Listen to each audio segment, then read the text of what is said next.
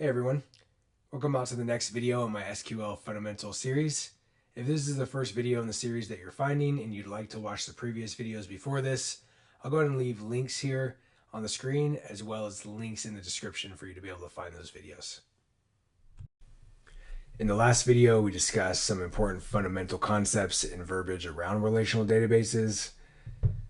So if you're new to relational databases, SQL, or programming in general, it'd probably be good for you to go back to that first video and watch that before moving on to this video. If that's not you, then go ahead and stay right here and we'll get started with this next video. In this video, we'll be discussing table creation.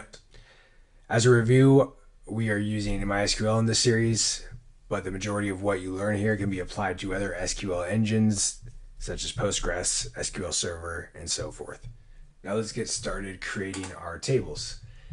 As you can see here on the screen, we have Entity Relationship Diagram, or ER diagram, which is the visual representation of the tables and their relationship to each other within a database.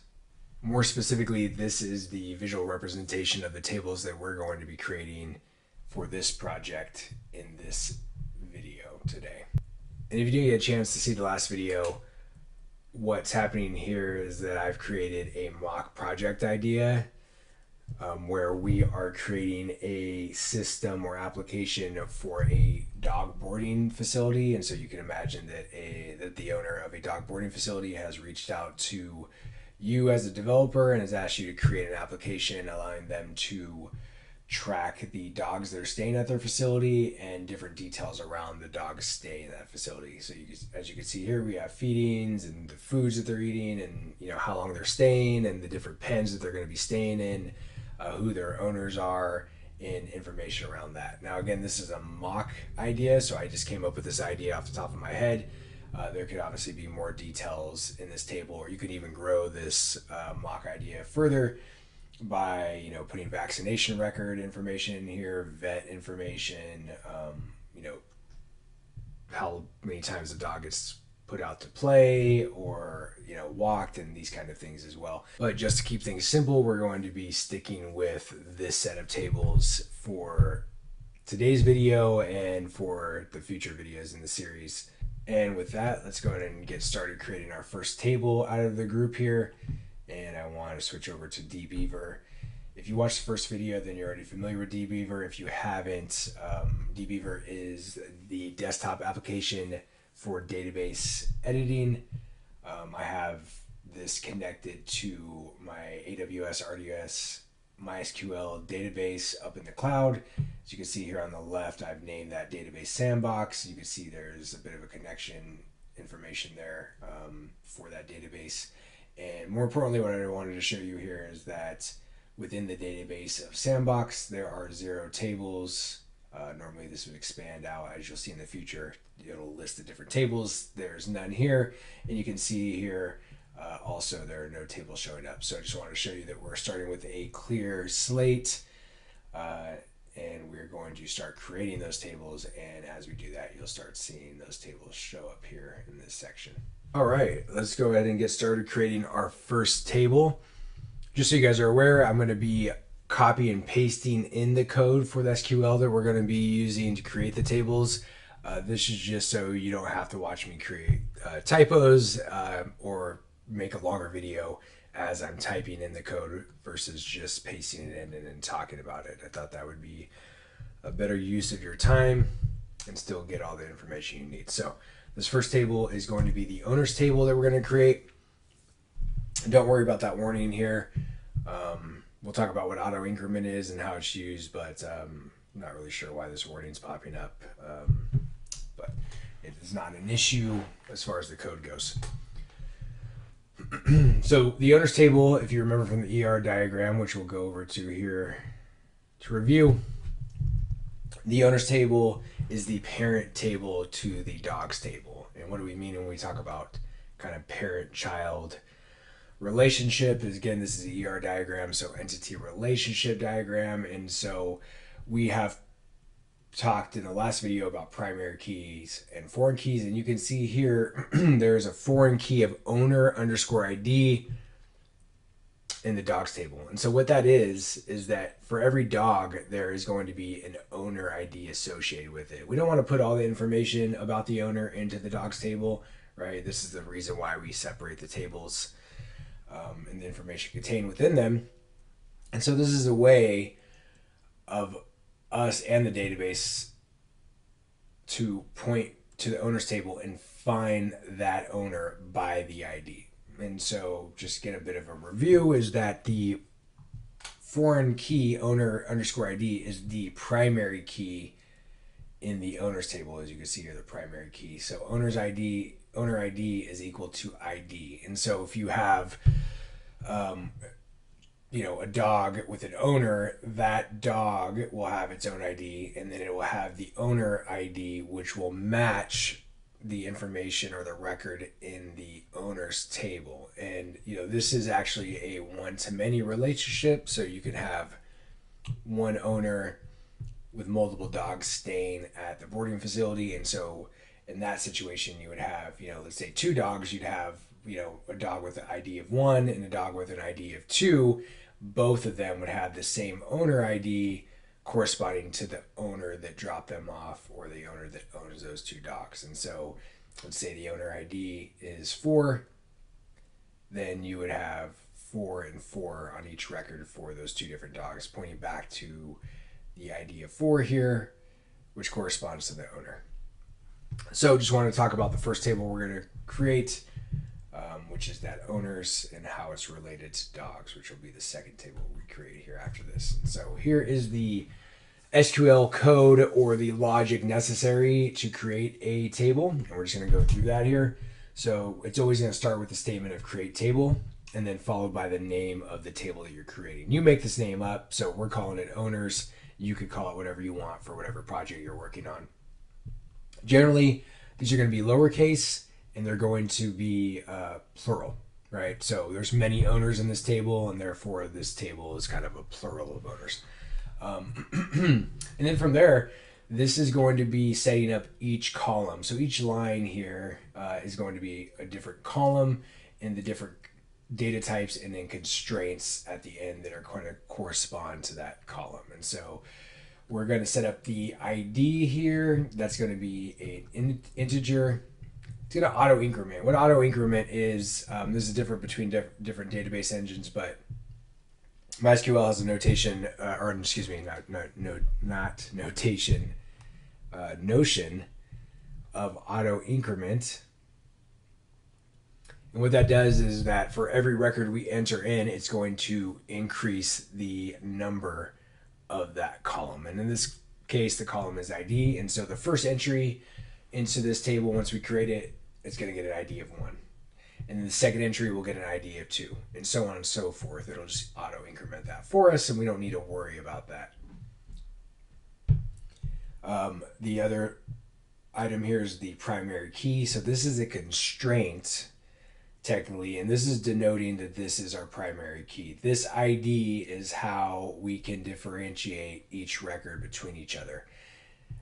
Primary key is actually a combination of the unique constraint and the not null constraint. So that means that in order for this ID or record to be entered in, the ID column has to be unique, which means there can't be any other column with the same number, and it needs to be not null. That means that we have to have an entry in there, whether it's auto-generated for us via auto increment or we're manually entering it in. So when you see primary key, again, think just the combination of the unique and not null constraint, and that essentially is also a primary key. For our second column here, the first name, this is going to be a string or variable character with a length of 255. Again, this can be arbitrary. You can make this length whatever you want, 50, 90, 100. 255 is just a common length that you're going to see a lot. And then again, not null. So this, whenever I insert a record into this table, it cannot have an empty value for this field. Moving on and moving faster, last name, again, variable character, not null. Phone number. Now it has the word number in it, so I think a lot of people are probably naturally going to think that this should be some numeric data type, but a lot of times you're going to see that it's a variable character. And the reason for that is because sometimes you're going to see phone numbers with like the +1 or parentheses or dashes, and obviously you can't have dashes, parentheses, plus symbols and whatnot in numbers. And so in order to be flexible and encompass those variabilities, a lot of times you'll see these set up as strings or variable characters. And that's what I've done here. I've assigned it a character limit of 10. So United States phone numbers have character limits of 10 without the country code. And so we're only going to be, thinking of this project in terms of the United States. And so we don't have, a +1 or +44 or anything like that. And we're also not going to include parentheses or dashes. Now you could include those. And then if you were to do that, you would have to change this variable character length to be able to allow for parentheses, dashes, or country codes. We're not doing that here, so I've locked it down to just 10. And again, not null here. So that's pretty much the makeup of this simple table and the pattern you're going to see, where it's going to be, each line is going to be a column. We're going to have the column name over here on the left side. We're going to have the data type following that, and then you're going to have a number of constraints generally following that as well. And so let's run this. Also, you can see the auto increment is not going to be an issue. And there we go. We've run it. This will tell you here what we've run, time and date. And in order for us to confirm that we have indeed created the table, we're just going to do a refresh here in the database logic, and you're going to see that in fact the owners table has now popped up. We can go down here and look at the columns, and you can see that this is the primary key as we've set up. It is the ID name, the integer, and whatnot. And so as we go through the video series, you're going to see, as we insert data in the next video into this table, you're going to see how that inserted data will look in the table. But for now, to keep the video at a reasonable length, we're just going to be handling the creation of those tables at the moment. All right, next up is the dogs table and creating that. But before I do, let's go to the ER diagram here. And this is the table we're going to be creating. This will be the first instance of us seeing the foreign key. I've made the name of this column. Generally, this is the pattern you're going to see here, where it's going to be the singular of the table, so owner underscore, and then the name of the column.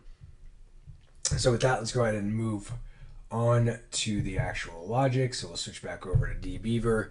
Once again, I'm going to copy and paste in the actual SQL code. Excuse me. And here we have it. So same pattern, create table, and then we're going to have the table name. Again, I've made that plural. There's multiple dogs in this table, so we have a dogs. Dogs is the name for the table. Again, we're going to see that same pattern here. ID, int, auto increment, primary key. Everything necessary to create this auto incrementing primary key on a table. The auto increment coming in handy when you don't have a manual pass-in of the value for that ID. And by adding things like auto increment, we're just doing ourselves a favor by not having to make the logic that enters or inserts data into our table have to create or another field or always come up with an ID. But oftentimes you'll see people use universally unique IDs or UUIDs or GUIDs, as you might hear them named as the IDs there. And so they won't be auto incrementing. They'll just be these random strings, alphanumeric strings that people will use for those IDs. But let's get back to this. Owner ID is another column we're going to have here. It's going to be an integer type, not null. This is going to be our foreign key. We haven't got to that point yet. We'll get down to that. But just want to call out one thing is that because the ID on the table that is being referenced isn't of a type integer, the foreign key also must be of a type integer. And it cannot be null. I set this up because it's the foreign key. I need to know who the owner of the dog is. If I allowed this to be null, then it couldn't really relate back to the owner if there's no owner ID. And we would have an orphan dog without understanding who the owner is. And so just want to call those things out, things to watch out for when you're creating foreign key columns. We have a name here similar to the first name and the owner, but this is the dog's name, variable character of 255, again, not null. The age could have been an integer, but I've made it a float just to show you that data type here in this project. So if it was an integer, we'd only allow 1, 2, 3 years old, but I'm going to allow something like 2.5 or 2.25. And so, you could tell that this dog was 2.5 years old with a float. And again, just example for the data type here for you guys. Again, not null. Sex, varchar of 1. And so this corresponds to male and female. So M and F. We could have made it a varchar of 6, and then you could actually spell out the word male or female. But in my case, and a lot of times when I'm creating tables, I just like to do a single character. M or F or male or female, depending on the needs. Another column here called breed. I've made this an enum or enumeration. Again, this is more for an example. You could have just made this another varchar and allowed it to be, any entry would have worked. A good case for not doing that and doing something like an enumeration would be that, you don't want to allow for 6 different variations of the word German Shepherd, German _ Shepherd or German Shepherd, all one word. And as you allow for different entries and no protection on the data that's coming in, you can get all these different variations. It makes for dirty data and very hard to, aggregate or work with or select or query from that data. So it is a good idea to make enumerations. Obviously, there's a lot more dog breeds than just what I have here. And that would be the downside of making these enumerations. You'd have to kind of put every dog breed in here. But the benefit is that, I know when I'm looking for a lab, there's only one way to search for the lab as the breed type here. So again, I want to just call that out. And then on to another new piece here is creating the foreign key. So I'm telling the database when I'm creating this table, hey, owner ID, the column I denoted up here, is a foreign key, and it references the table owners and the column ID from that table. And that's essentially what we're doing here. And so we set up the column, and now we're just letting the database know that this is in fact a foreign key, and where does it point to, or what does it reference. All right, so let's go ahead and execute this logic here. And again, we have the auto increment that is giving us a warning. Don't worry about that. Just like last time, it's going to work fine. Another thing to note here is you can see I have 2 different statements here, and I don't have to do that. I could have deleted this and just ran the one statement, or I can leave it in there. And a lot of times these editors will allow you to just highlight a certain section and then execute that SQL query. And it won't execute this top one because that would create a second table, which would probably error out for us. But it does create this first one, or the one I have highlighted, excuse me. And again, just like last time, we're going to see here the SQL that was executed. We can come over here and refresh, and now we're going to see, we have owners and we have dogs. We can go look at the columns again, and we have, ID, owner ID, which is an int, and you can see here the primary key and the foreign key. We know that our logic was successful because the foreign key has been placed on the owner ID, and the primary key is here on the ID. Again, name, age, sex, and breed. And so, if we look at constraints, we have the primary key for both of these here. And to be honest with you, I'm not sure why dbeaver doesn't show us the not null or the foreign key. The foreign key's down here, but the not null or other constraints in here. I'd have to look that up for you. But if we look at dogs here, there is a foreign key. This is the name of the foreign key. We'll talk about naming foreign keys here shortly as I show you more examples. And we can see on the owners there is no foreign key. So again, another confirmation that we did our job on creating this table is that you can see in the foreign keys we do have the foreign key here, which is going to reference the owners table. All right, guys, let's move on to our next table here, and that is going to be the pens table. So I'm going to just again paste that logic here. I'm going to exit out of this, and let's go look at the ER diagram briefly. So here's the pens. Again, very simple table. There's no foreign key here. So this is the parent table to the stays table, which has the pen ID or pen underscore ID. And so just wanted to note that. So when you look at the stays table, you're able to reference what pen the dog is in, and that's why the foreign key is here instead of here, because I'm not going to look at the pen and try to reference what stay, what stay information relates to that pen. It's more logical the other way around, where you know we have a dog, we can see what dog is in that is staying there. There are different information around arrival and departure, and then what pen that dog is staying in. And so that's how I've set that up. Again, setting up tables and the relations is a bit of a science, but also a bit of an art. So you can kind of switch these around depending on how you're going to access the information. To me, this is a more natural way to access the information. I would be able to look up a dog stay and then be able to relate to their pen using that foreign key. So let's go look at the code again. We're back over here in dbeaver. Again, we're just looking at this same pattern, ID int auto increment. Notice the primary key is missing, so this is just a new pattern I want to show you that you can use. We'll get to the primary key here shortly. Is suite, again, another column or field name. This type, a different type, a Boolean type. And I mentioned in the first video, MySQL doesn't technically have Booleans. They get converted to tiny ints. And so that's what's going to happen behind the scenes here. And we'll see that when we look at the data types over here on the left. But this is a Boolean, and we're defaulting it. So this is a new constraint as well to 0. And so it's a tiny int, 0 or 1, 0 meaning true, or excuse me, 0 meaning false, 1 meaning true or truthy.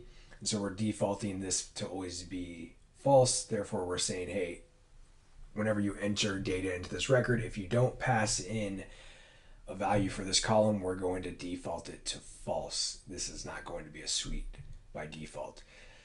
I added another column here, number of toys or num toys.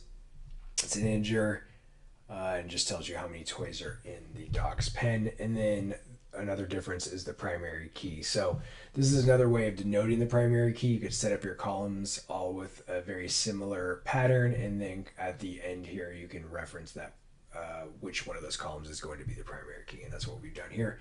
So let's run this, see it execute. Perfect, everything went through, no problem. Let's again go back over here and refresh. Where's my refresh? And there's the pens table. Let's take a look at that. Again, we see ID, even though we did it differently down here, we see the ID is now the primary key. So this is a confirmation that this logic did work for us there. And then, as I was talking about with the is suite, tiny int is the type here. Even though we called it bool or boolean here, we don't see the bool data type because it's not something that exists in MySQL. And so tiny int is what the data type is on this one. All right, that's it for this. So let's go ahead and move on to the next table.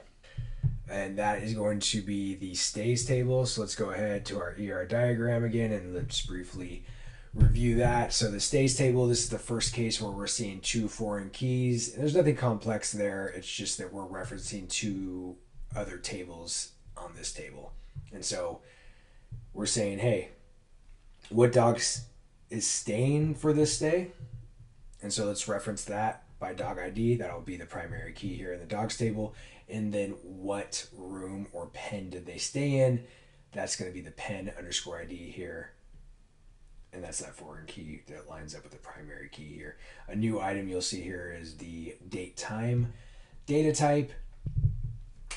Oftentimes you'll see, either date is one column, time is another column, or you'll see date time is one column, and you'll see timestamp used also as a column. And so these are different ways that you can denote dates and times in your data, and I don't believe I've seen a consistency between those 3, and so you'll probably run into the different variations as you work with databases. and get more in depth there. And so I guess another note for date time and timestamps and etc. is that generally it's best practice to store UTC time in your database, and that allows you to get entries from different time zones, or if your servers, especially when you're working with like cloud servers like AWS, that if you have entries being made by one server in California and then another entry being made by a server in, you know, on the East Coast or in Australia or something like that, that you're converting all those date times to UTC so that there's consistency in the database and you don't have to track the time zone of where the data was entered from or where this data is, you know, originating from. Otherwise it gets kind of messy. So just a note for you guys, maybe a little bit in the weeds there, is that generally you want to use a UTC date time when putting data into your database. So let's get back to the code here. We're going to go to dbeaver. Once again, I'm going to paste in that logic. And we see a similar pattern. We're creating the table stays, ID, auto increment, no primary key again, just like this last situation. We have our two foreign keys. We haven't mentioned that they're foreign keys. Obviously that comes down here. And those match the primary keys of those tables. So dog ID is an int, and dogs here it is an int, and then pen ID is an integer, and that matches there. I've talked a bit already about the date time, and so I won't go into more detail about that, but we are doing a arrival date time and a departure date time of the dog stay, and then those have a data type of date time, and they're both not null. So this is a new part for you guys here, is that we're adding these constraints, and this is a format for adding constraints and naming those constraints. Naming constraints doesn't always happen, but it is important to do so because sometimes you want to remove or update these constraints, and this is a very easy way to denote which constraints you want to update by naming them. Also, sometimes when you get errors, if you don't have a name constraint and you're getting an error because of that constraint, it'll be very hard to figure out what constraint is giving you the issue or what the error is about. And if you have a name constraint, that can help you troubleshoot your issues. So if you get a chance, it's probably a good idea to name your constraints as best as possible whenever you create them or update them. That way you're able to easily troubleshoot any issues with your database. So enough of that. We do see I'm setting up a constraint here. I'm naming it PK underscore stay, and then that's going to be denoting the primary ID, or excuse me, primary key of ID here. And then similar for our two foreign keys, we're setting up constraints foreign keys FK underscore, you know, in each one it's named there, dog stay and pen stay. We're saying, hey, foreign keys, these are the name of the columns here, and then they reference the different tables and then their IDs, so dogs and pens alike. And that's pretty much it. Let's go ahead and run this now. Execute this query, and we see that it executed successfully. We're going to refresh as we did before, and we're going to see that it shows up now. All right, there it is, stays. We got our columns here. Again, two primary keys. You can see the symbols there denoting the primary keys. You can see the date time data types there. All right, that's it for that. Let's move on to the next one. All right, guys, on to our second last table here, and that's going to be the foods table. So let me just get that code up here we can talk about. Before we do, let's go snap over to the ER diagram so we can visualize that. Again, we have our dogs here. Our dogs get fed at certain times and at certain amounts, and they are fed certain foods. And so this is what we're covering, is the foods that they are fed. Pretty simple table. We have an ID here and then a name. And you can see here something new is that the primary key symbol is here on this ER diagram. And let's snap back over to dbeaver so we can talk a bit more about that. So if you recall that in the previous tables we created, primary key is just a wrapper for the not null and unique constraints, and you'll see that I put those here on this column. I wanted to show you the use case of the unique and not null, and their combination together makes this a valid primary key. And so even though I'm using this ID column as the primary key, denoted by the primary key constraint, using the name because it is not null and unique would also be a valid primary key if I ever wanted to have a table reference this. I'm just not using it for that case, but I do want it to be not null, and I don't want to have multiple food records in here with the same name, so I've made that unique as well. So just want to call that out. And yeah, this is very simple here. The ID is the same as we've set up before, and then the name, a variable character. Again, you can make the length whatever you want. I don't want it to be null, and I would like it to be unique. And that's that for that simple table. And now let's go ahead and execute this query. And we can see here the table is created. Let's go do our refresh over here. And like this. And we see the foods table has popped up. So there's our columns, good to go. On to the next table. All right, guys, we are ready for our final table creation here, and that is for the feedings table, which is related to the food table we just created. Going back to the ER diagram, we are going to see the feedings table as we talked about. Dogs get fed. There's 2 foreign keys here, similar to what we saw here. A date time you're familiar with, float type you're familiar with, and these foreign keys reference the dog, so we can tell what dog was fed at this date time, and then which food they were fed by referencing the food. And the other good thing about referencing is that this food can be one to many feedings, and so that could be multiple dogs eating this food, or the same dog eating this food but at multiple times during the day, right? We feed dogs generally 2 times a day, and so you would see that food being used twice a day for that dog. I just want to call that out. So let's go back over here to dbeaver, talk about the code for feedings. We see our primary key, same as before. Our foreign keys, again, same as before. Ints following what the primary key is on the parent tables for this feedings table. We have a date time. Again, you want to do this in UTC. We have cups, so how many cups the dog is being fed at each feeding. So, that could be like 1.5 cups. I've made it a float because it could be 1.5 versus an integer. And then again, we set up the foreign keys just like before. So let's go ahead and run this, and we'll go check this here now. Make sure we refresh. And we see the feedings there. We check out the columns. Okay, we see I have our primary key, we have our foreign keys, everything's looking good. All right, everyone, that's going to be the end of this video here on table creation. Hopefully these examples have helped to cement some of the ideas around data types, constraints, primary keys, foreign keys, how all those come together, and how you can assign those in different variations.